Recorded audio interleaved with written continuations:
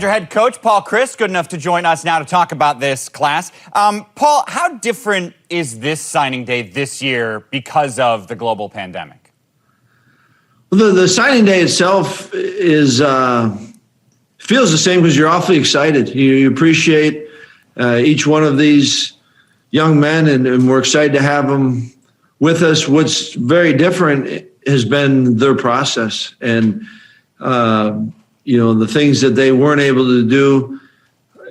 That part was different. The whole calendar was different that way. But the day itself and the excitement and the appreciation we have for them joining us, that feels the same. So it's kind of different that way, and that we know that it was so different for them. But the day itself, it's a really good day, and for each individual, it's obviously a big day. But for us, it's a day where we're adding a group of guys that we think really fit this place and can help this team, and we're excited about it.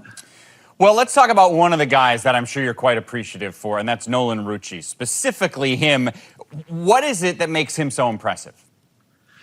Well, he's, obviously a very talented football player. And, we've been fortunate to get to know Nolan early, and love his family. And, his brother's on our team right now. And so it feels like, to have this day come and really when he gets a chance to come on campus. But he's a really talented football player, but a great person, and comes from an awesome family.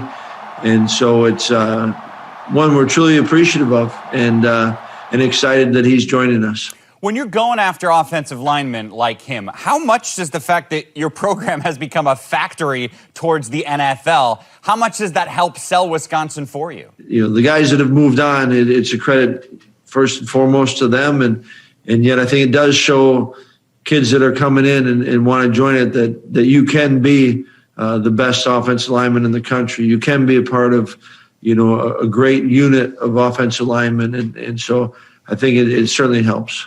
One of those offensive linemen you're bringing in is J.P. Benchawal. How does having a legacy family like the Benchawals affect the way that you recruit someone?